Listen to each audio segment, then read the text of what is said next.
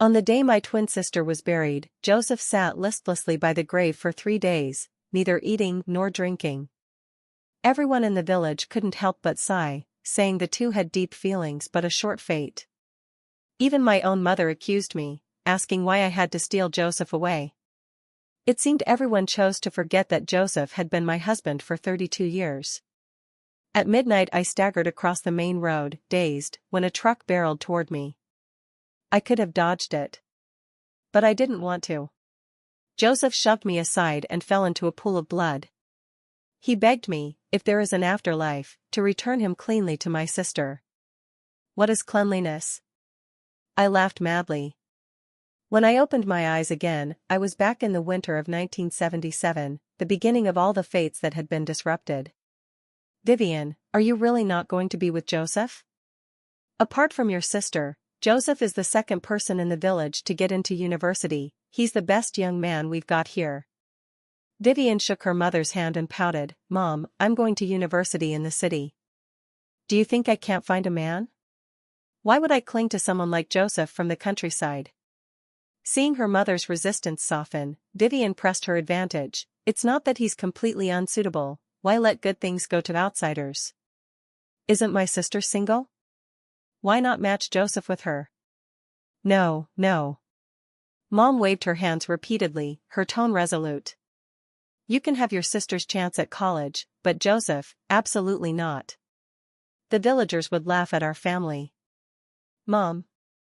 Vivian made a move as if to crash into the wall, theatrically courting death. Mom, if you won't agree, I'll smash my head and die. Mom grabbed the dramatic Vivian tightly from behind, anguished. My darling, what are you doing? You're trying to kill your mother. I agree, isn't that enough?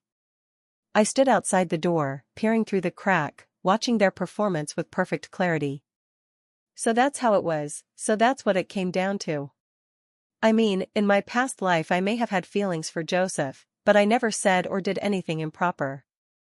Later, when I learned that my sister and Joseph were courting, I was hurt inside, but I didn't show it. I kept my distance from Joseph, even avoiding speaking to him first. But one day Joseph came to the house to see my sister, and I was somehow caught in bed with him by the villagers. It turned out it was all a setup by my dear sister and dear mother. And yet in my past life I felt guilty about that for the rest of my life and voluntarily gave up the precious chance to go to university to my sister. She became the university student Clara, while I took on her name Vivian and married Joseph. It turned out she and my mother had long been coveting my chance to go to university. My dear little sister, the man is yours. The opportunity to attend university, please give it back to me. In a month I can leave the village and go to Jean University. Clara. I followed the voice and saw Joseph standing not far from my house waving at me. Joseph was handsome, tall, the sort of man girls easily liked. But my head was full of his words as he lay in a pool of blood begging me, if there is an afterlife, give him back to my sister cleanly. Clara, I'm calling you, didn't you hear? Joseph, seeing I didn't respond, shamelessly came closer, grabbed my wrist, and began pulling me toward the little grove. I shook his hand off and spat in his face, snapping, Joseph, if you're sick, go get treated. Why are you dragging me into your madness? Don't forget you're my sister's boyfriend. Joseph stood stunned, studying the expression on my face. From the moment he called my name I knew, Joseph had been reborn too. I hated how well I knew him. But he clearly didn't know me the way I knew him. Joseph made a hasty conclusion, he was the only one who had been reborn. He couldn't contain his excitement, this time, nothing and no one would stop him from staying with Vivian for the rest of his life. When I was about to leave, Joseph spoke from behind in a low voice, half to himself, half as a warning. Clara, call me a babbler if you like, call me inexplicable if you must, but I have to say these things. I don't want you to like me anymore. I don't like you at all. I only like your sister. If I married you, I'd get neutered, I wouldn't give you even one child. We'd be a pair of lifelong resentful spouses. Joseph knew exactly how to pierce my heart. In my previous life I had no children at all. To get pregnant I went to the hospital countless times, tried many folk remedies, once I lost 20 or 30 gene in a month. Back then Joseph had even held me sympathetically and said we could live our lives together without children. I really believed I had married a good man, and I poured my heart out to him and his family. So it turned out the real culprit who prevented me from getting pregnant was him. How dare he, in his past life, pin the whole infertility blame on me? There's no such thing as the worst person, only worse ones. I kept walking until I shut the courtyard gate, then I slid to my knees. I touched my face, it was wet. If he doesn't love me, why did he marry me? To bully me, to ruin me, to squeeze all my value dry? If he doesn't love me, then why did he push me away and risk his life, to save me? Mom's calling you in to cook. Vivian came out, utterly unconcerned by my odd behavior, shouting at me. I lifted my eyes and stared at this twin sister who looked 7 or 8 parts like me, the same person, a different fate. Vivian had been good at acting cute and coquettish since she was little, while I was introverted, didn't like to laugh, and couldn't win adults over like Vivian could. My mother liked to take Vivian around the village to hear people praise her. My mother had raised her pale and tender and indulgent, while my own appearance was her downgraded version, dark, thin, and gaunt. "What are you looking at?" Vivian asked, puzzled. I wiped away my tears and fired back. "First, I'm your sister, put a title before calling me.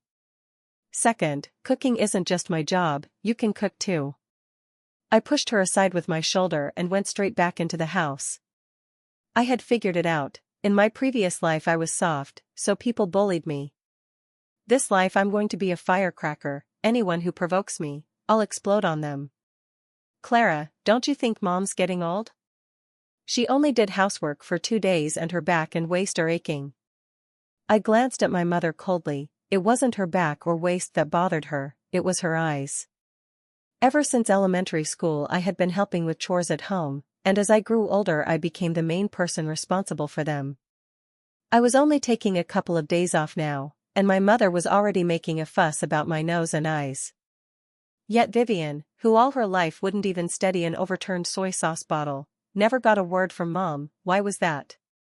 Seeing I wouldn't take the bait, my mother tossed the kitchen knife aside, pointed at my nose and scolded, "Clara, I think ever since you got into college you've grown arrogant.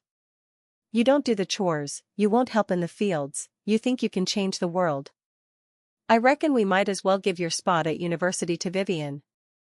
The dagger is revealed when the scroll is finished. It's all the same to me, I'll make a move." I burst out of the house, crying and shouting as I ran, "I don't want to live anymore. I finally got into university, and my mom wants me to give it up, let my sister take my place. Fine, then let me die. Clara, come back, let's talk this through." My mother chased after me, trying to stop my mouth. Stopping was impossible, dying was impossible. I ran a lap around the village, determined to let every villager know just how far my mother's heart could be bent. In my previous life I lost out because I was a closed shell, bottling everything up. This life won't be like that. Trash talk? That's the easiest thing in the world. I could tell the moment was right, so I slowed and ran toward the riverbank. Before long I was swept into the arms of the village's eager helper, Aunt Mary. I burrowed into her chest and cried my heart out, plaintively repeating, once again, how my mother played favorites. Several times my mother tried to drag me back, but Aunt Mary blocked her every time. Absurd. Mayor Robert came out of the crowd with a stern face and scolded my mother. "Fiona, are you the one who said your younger daughter should take her sister's place at school?" My mother tried to argue, but I suddenly screamed even louder. The villagers began to reproach her and my sister. My mother's face flushed crimson. She lived for her reputation, and this time she'd lost both face and standing. She looked at me for help, but I was too busy crying. She then glanced at my sister. My sister was most careful to save her face, hiding behind the crowd to avoid our mother's gaze. At last she gave up hope and murmured, "I was only joking with Clara." Joking? Can something like this be joked about? Since George died, your being a mother has gotten more and more out of line. Robert cut in decisively. As for taking someone's place at school, don't ever bring that up again. That's illegal. Yes, I understand. My mother immediately declared. My gaze threaded through the crowd and landed on my sister's face, twisted with resentment. From her expression I knew this wasn't over. Ever since we were kids, anything that belonged to me and that she wanted, my sister would take without asking, simply claiming it for herself. That night my mother, breaking with habit, boiled 3 eggs. She, my sister, and I, one for each of us. Before, my mother would only ever make 2 eggs, grandly declaring that they were for the 2 of us, 1 apiece. But I always felt sorry for her and would give the egg to Mom. It turned out the simplest solution was just to boil 3 eggs. Vivian, are you home? Joseph's voice came from outside the door. Vivian shot me a triumphant look, her head almost tilted to the sky. She puffed out her chest and strode out. My chest involuntarily ached. I blamed it on withdrawal. After all, in my past life I was married to Joseph for 30 years, that's a long time, and even in a floor full of broken glass you can still find a few sweet shards. Clara, don't be mad at your sister, that's just how she is. My mother smiled at me in a placating way. Actually, I had a question penned up for a long time, so I asked it outright. Mom, I was born only a minute earlier than Vivian. Is the difference really that huge for you?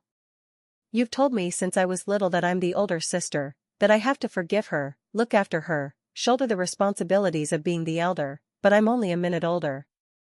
Can't you stop being so biased? At my words my mother's eyes reddened, tears dripping down. She even acted aggrieved. How am I being biased? Your father died early. I raised you 2 girls by myself, playing both mother and father. Was that easy? And now you come to blame me. Do you only feel satisfied when I'm dead? If it were before, I would have already been on my knees apologizing to her. But in my past life I learned a word, PUA. My mom is gaslighting me. She keeps the tears for me and leaves the smiles for my sister. No child should have to shoulder their parents' negative emotions. My mom stared at me with her arms folded, and she couldn't cry anymore. She went to wash the dishes on her own. Vivian came in carrying a bag of pastries, her face flushed with excitement. Joseph said he wanted to see you.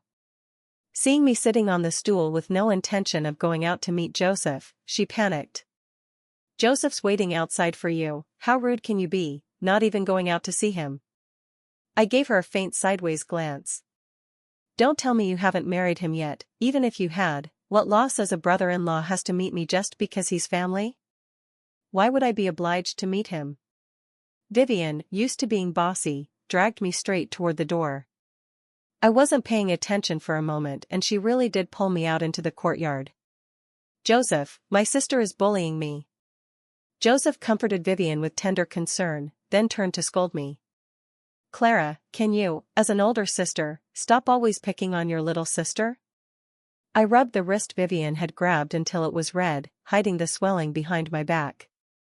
I bowed my head to swallow the sourness in my chest, then lifted my face and returned to being cold and hard. Coldness was my disguise, my armor, my last scrap of pride and dignity.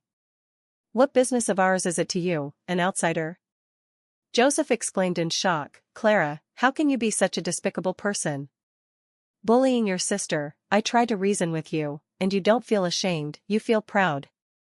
Yes, I'm despicable, you're noble. This despicable person, won't stay here to offend the eyes of you noble people. I turned to leave. Joseph grabbed my wrist and I hissed. He let go and, concerned and anxious, asked, What's wrong with your hand? What's it to you? If you've got something to say, say it. I drew my hand back, though my heart betrayed me and softened at his concern. Joseph's gaze remained on my injured wrist, as if he'd realized that Vivian had just hurt it. Joseph. Vivian jingled his arm coquettishly. Joseph tilted his head to look at the radiant Vivian, reminded of a regret from a past life. He turned to me, eyes evasive. Clara, you're doing well in school. Why don't you give your university spot to Vivian? Could you retake the exams next year? Joseph, you got into university too, why don't you give your place to my sister? Why do you and they always single me out to bully? Sister, Joseph's a man, How am I supposed to take his place for a male university quota? Vivian complained. What does that have to do with me? I looked at this sister of mine. We had the same mother and should have been the closest people in the world, but our mother had stubbornly raised us into two different temperaments. Joseph, don't come to me anymore. I can't help my sister. You too. I paused, and though it was hard, I spoke clearly. I wish you both a long life together and many children soon. Joseph took several steps back in quick succession, his face gone pale. He looked at me with a look of pain, as if what I had said was not a blessing but a vicious curse. For the next half-month, my mother was much quieter. Whenever she faced me she always seemed on the verge of saying something, but I pretended not to notice. Vivian, on the other hand, delighted in talking to herself in front of me about how good Joseph was to her, how deep their bond was. I treated her words like nothing and counted down the days until I left. Finally there were only 7 days left, and I could escape from a family that didn't love me and go to the university I longed for. Clara, were you even listening to me? Vivian shoved me. I dug at my ear and answered lazily, I heard you. You asked where my acceptance letter is, what's that to you? And I heard you say you want me to trade Joseph for the qualification to go to college, but I won't do it. I laughed mockingly. So in past lives and this one, Joseph meant so little to Vivian. He pined for a lifetime over a Vivian who never kept him in her heart, and he deceived me for a lifetime. I really felt unworthy of myself. You don't want to, who are you to say you don't want to? Vivian's face twisted, her voice sharp. Didn't you like Joseph? My expression went cold. When did I ever say I liked Joseph? If I heard that rumor from someone else, I'd tear your mouth apart. Clara, maybe say less, my mother intervened to play peacemaker. I shrugged indifferently and watched my mother and Vivian whispering to each other. I knew they were plotting something again. I only needed to get through these last 7 days carefully. But it wasn't until I was alone at home and saw Joseph that I realized they were trying the same trick again. I held the wooden stick and stood cautiously at the gate, very much ready to admit the situation was wrong and retreat. In just a few days apart, Joseph's aura had changed noticeably. The sunny, warm guy he used to be had become a dark, grim man. Don't run. I just came to talk to you. I gripped the stick tightly and warned him, you stay over there and talk. Don't come near me, or this stick in my hand won't care who you are. I've been keeping my distance from Joseph all this time. Joseph hammered his fist hard against the earthen wall of my house. He looked listless, muttering under his breath. Vivian says you take pleasure in bullying her at home. She studies well, but she's afraid of making you angry, so she purposely does worse on tests at school. She says you like me, that you want to compete with her for my affections.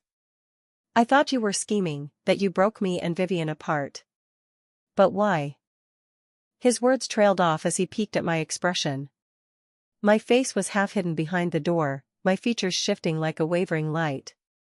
I understood what Joseph meant. He had seen through my deliberate distance from him these past few days, yet today Vivian had still tricked him into coming here.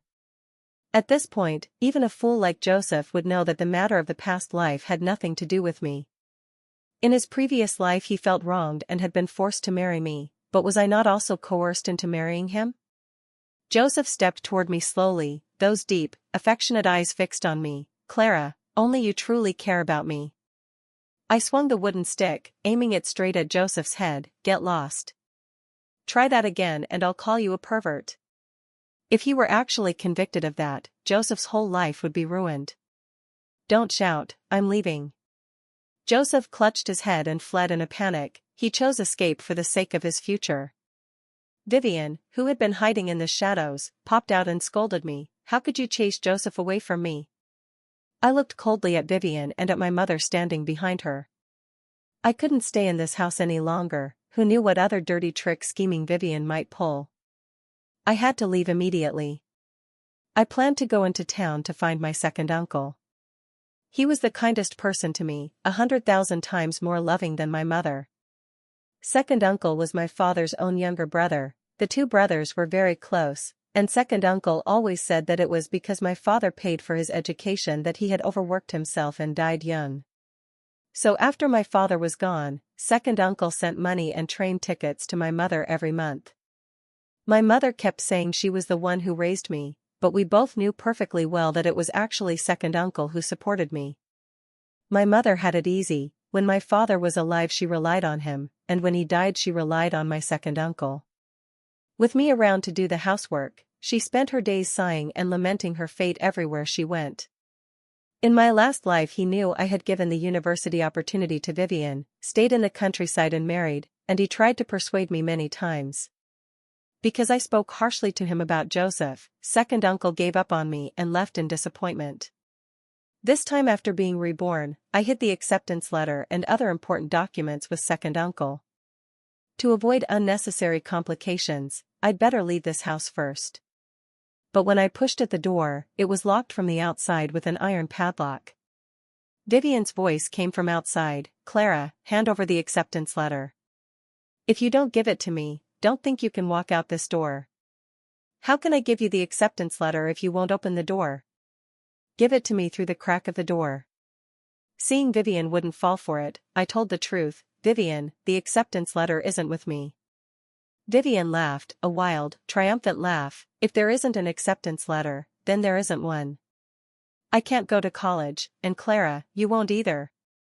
I'd been trapped in this dark, sunless room for 4 days. With the university registration date drawing closer, I paced back and forth like a trapped animal. "Mom." I pounded on the door, begging her, "Mom, please, let me out. Let me go to college. I won't charge tuition to the family, I won't be wasting the household money. I'll even earn money to give to you." My mother was startled by my desperate tone and hesitated, but Vivian. Sensing a chance, I comforted her. "Vivian and I are real sisters, we don't hold grudges overnight. If I do well, I'll help Vivian too.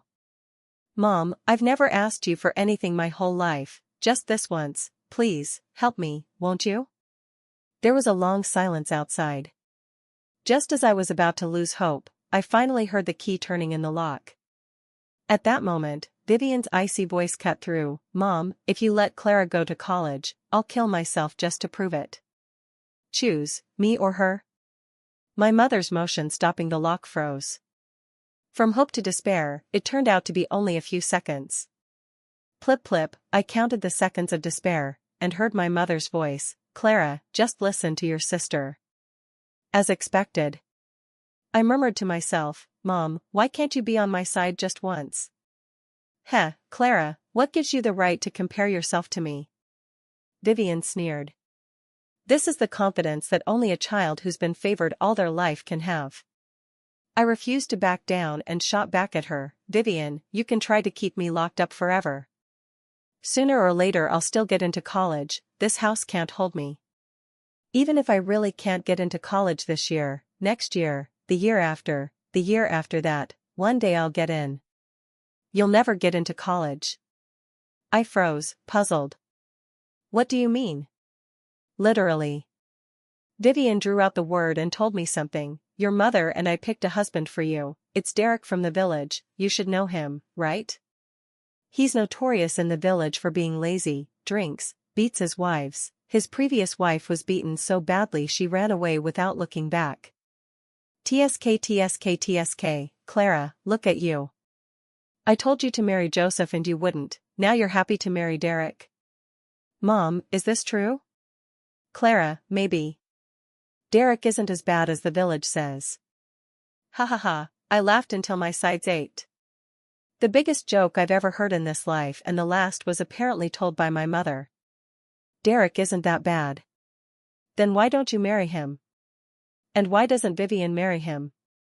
I'm telling you, I won't marry. I'd rather die than marry.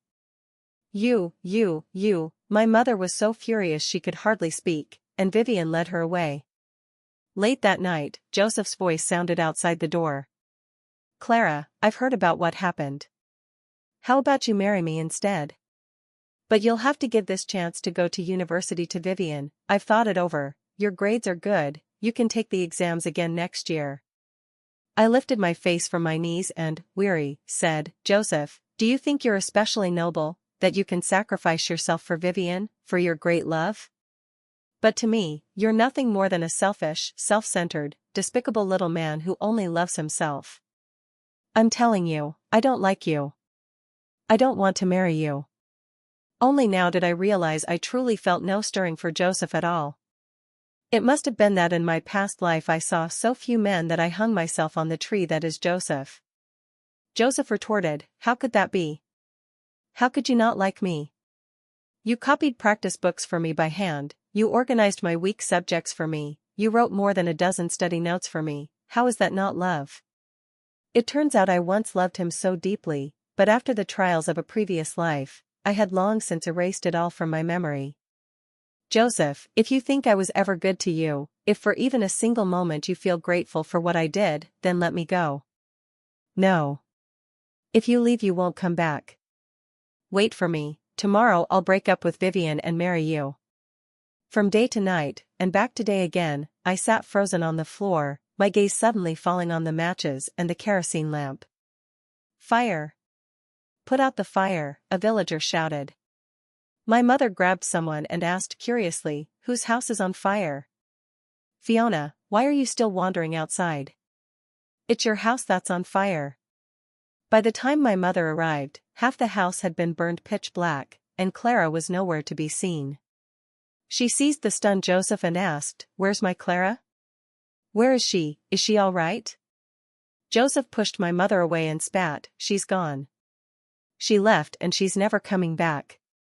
Joseph blamed my mother, thinking that if she hadn't pushed me, I wouldn't have fled the village so decisively.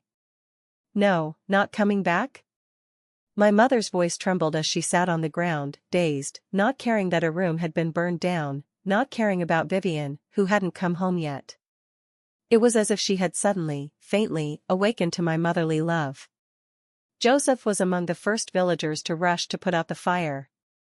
By the time he arrived the blaze was already large, he wanted to barge into the room to save me regardless of the danger. But my second uncle was faster, he threw a wet blanket over the bed and charged into the house. When I woke and saw my second uncle, I clung to him and held with grievance, this time it was sincere. I had only meant to burn the wooden door, but I underestimated the flames. The fire quickly spread through the room, and the thick smoke left me disoriented. Luckily, my second uncle had come by at the time he figured I would be leaving for university and happened upon me, saving my life by sheer coincidence. Luckily, the firefighters arrived in time, so the disaster didn't become worse. As my uncle was about to take me away, Joseph hurried after us, eyes pleading. Clara, can we talk? I agreed. My uncle glared at Joseph from nearby with a vicious look, as if guarding the family's prized cabbage from being rooted by pigs. Speak. I looked at the man before me, no love, no hate, my eyes so calm it was like staring at a stranger. Clara, don't look at me like that. Joseph held up a hand to shield my face, his voice wavered with tears. If there's nothing left to say, I'm leaving. Don't go, Clara. When you were in the fire I realized it, I love you. Could you? No. For the sake of him coming to save me today, I added one more sentence, what I once liked was real, and what I don't like now is real too. As for the matters of the previous life, let's just treat them as a dream. Having said that, I felt it was enough. As second uncle and I left, Joseph's agonized howls came from behind us, along with him calling my name that I could hear. But neither second uncle nor I looked back. You can still laugh? Do you know you almost died? Second uncle pressed his hand to my forehead, scolding angrily. Sorry, second uncle. I obediently admitted my mistake. In my previous life I was confined in the village by Joseph and by my mother in the name of love, made to do farm work, to support the elders, to be their beast of burden. In this life I have finally escaped the cage. I am really so happy. I spread my arms wide, breathing in the scent of freedom outside. From now on the sky is vast and the sea is broad, no one can trap me anymore. You really have some nerve. My second uncle saw my face blackened by smoke, my long hair singed unevenly, and there was no time even to ache. How could he truly blame me? In his heart he couldn't help blaming my sister-in-law, such a good child. How could she have driven someone to this point? I grinned and said, no wonder second aunt says my temper is like yours. Looking for a beating, are you?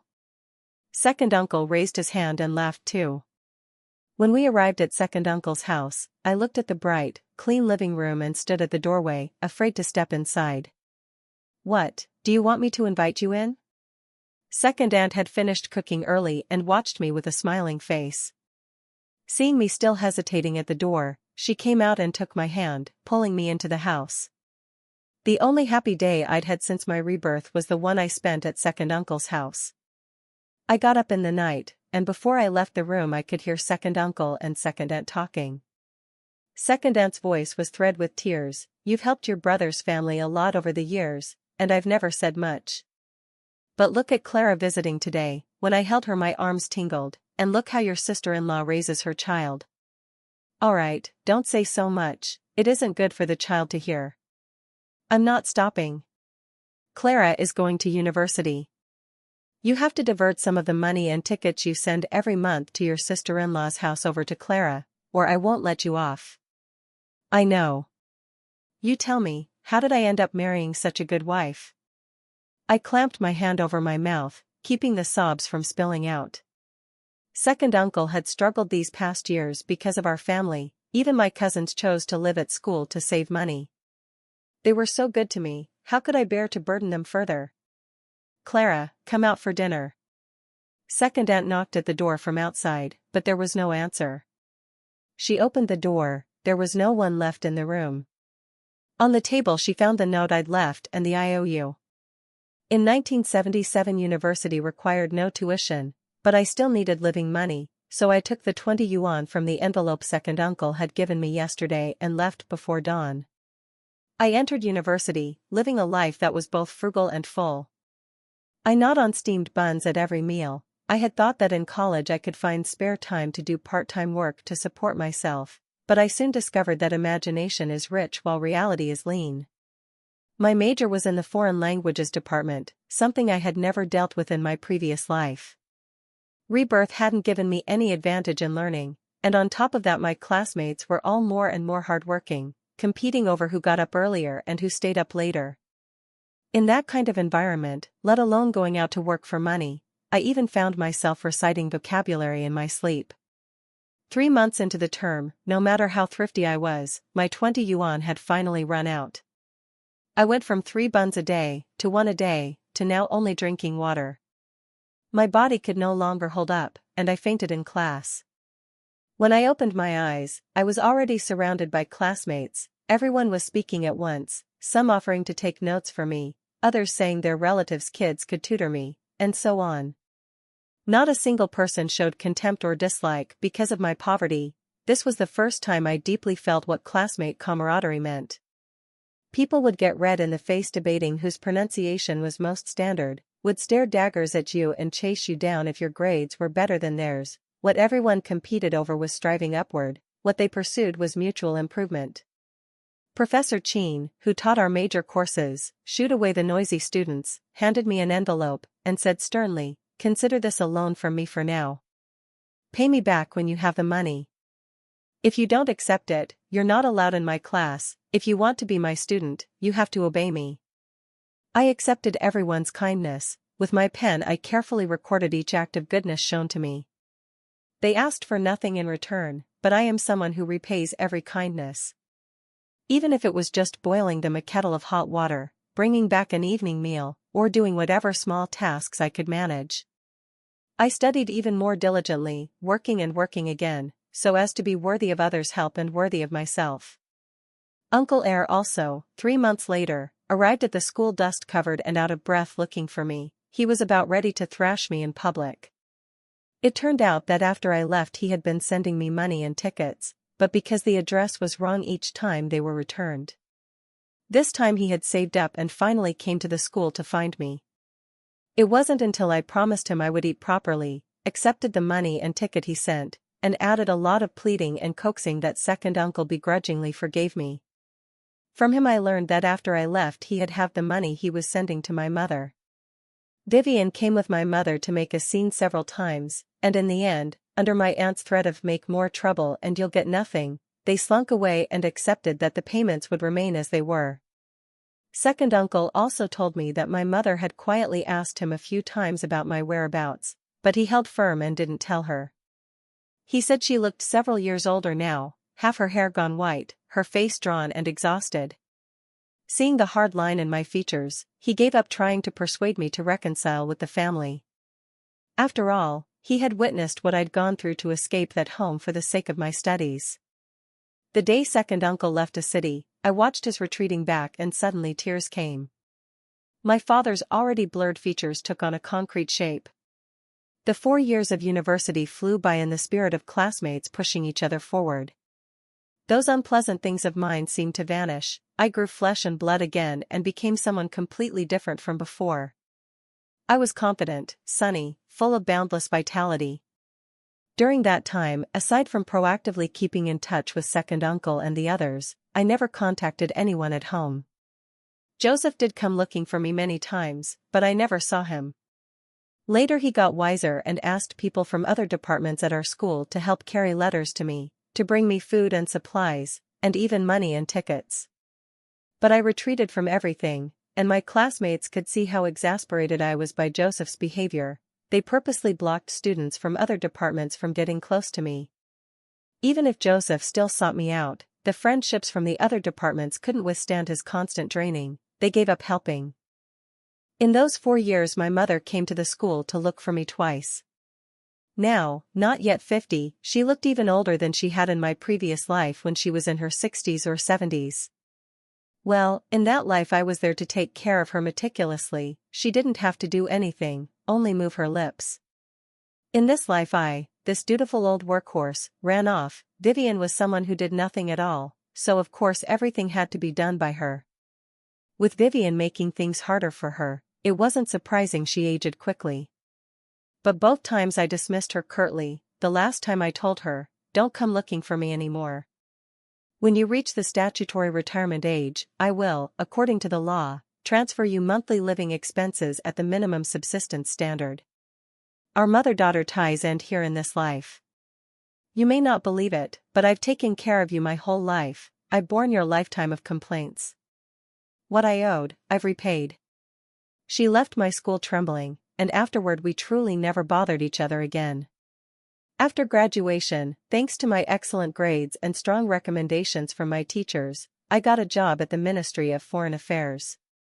Work got busier and busier, and I sent every monthly paycheck back to my second uncle and the others. When they refused, I would throw them away, and they had no choice but to accept. I had never been in a romantic relationship. Of course I wasn't short of capable, like-minded suitors, but I always turned them down outright. It wasn't fear so much as a lack of interest. I felt nothing for men, love, or marriage. At first my second uncle and aunt tried to persuade me, but when they saw I was doing fine on my own, they gave up. After they retired, I invited them to move to City A to live with me, calling it a change of scenery. They wanted to give back all the money I'd sent them over the years. I hadn't realized until I looked, there was nearly $300,000. I thought it over, took the money back, and together with 3 or 4 friends pooled $500,000 to buy a Sihiyuan in the Central District for them to live in. They complained it was a waste, but once they moved in you could see how happy they were. My second uncle's new hobby became strolling through parks and shooting the breeze with people from City A. My second aunt experienced a second spring in her career and started a small business in City A.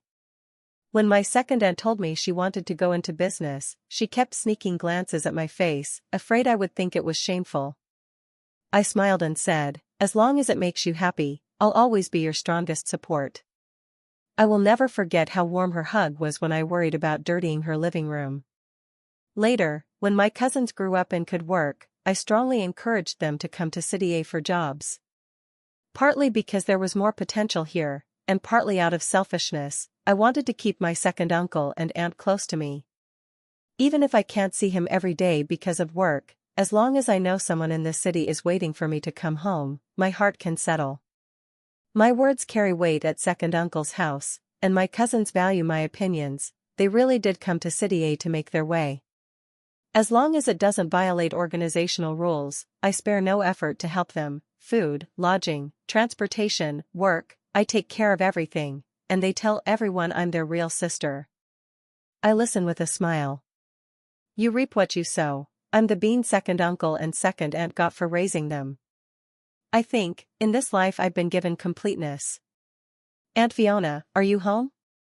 Fiona stayed by the television. She didn't know when Clara might appear, so she resorted to the simplest method. Whenever she had time, she kept watch in front of the set. Ah, she's here. She already looked frail with age, leaning on her cane as she slowly shuffled across the yard. Susan looked at the dilapidated house, puzzled. That old woman was something else. Rumor had it that when she was young she favored her younger daughter, driving the capable eldest away. The younger daughter had married a college student from the same village, and as the old woman grew older, she found herself thinking more and more about the eldest who had left. She stayed alone in that crumbling old house, saying only that she didn't want the eldest daughter to come back one day and find no home. Susan also knew about that capable eldest daughter. She often saw her speaking for the country on television. Ah, one can only say that the pitiable often have things to be resented about. Aunt Fiona, this is the allowance Clara sent you for this month. Fiona took it, carefully slipping it into her pocket. This was her only contact with Clara. After Fiona turned 60, Clara had indeed, as she said, started sending her money every month. Aunt Fiona, that room in your house has been burned for almost 20 years. Once you get the money, go find someone to repair it. Ah, fine. Susan was exasperated. She agreed to everything Fiona said, but whether she actually did it was another matter. Not long after Susan left, the rural woman Vivian kicked open the wavering door and shouted, "You old thing, Clara must have sent you money again today, right? Give it to me. Stop watching TV. Even if you keep looking for Clara, she won't come back." After berating her enough, Vivian left satisfied, taking the money with her. Fiona repeated numbly, "It's all sin, all sin." Vivian, after spending the money with her lover outside, swaggered back home. "Where have you been?" "None of your business." Vivian sneered at the haggard Joseph. Seeing the red marks on Vivian's neck, Joseph's veins bulged as he lunged at her and shouted, "You cheating slut, I'm divorcing you." Emaciated to nothing but skin and bones, Joseph stood no chance against the plump Vivian. She pinned him to the ground and beat him. After she'd had enough, Vivian spat at him with a contemptuous ugh and swaggered away.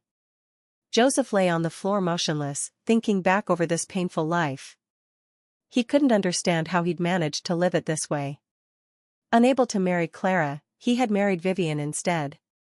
Vivian turned his household upside down, making life unbearable. His parents were driven to their graves by her. He gave up on himself, he stopped working, stopped going out, and spent his days fighting with Vivian at home. In her previous life Vivian died young. In this life, as she argued with herself, her health only improved, while his body grew worse and worse. Without Clara, he turned out to be nothing at all. And once Clara left him, her life got better and better. "Clara, come back, come back. I don't want that rotten Vivian anymore, I'll only be with you." Joseph reached up toward the blazing sun, but the sun said nothing and hung silently overhead.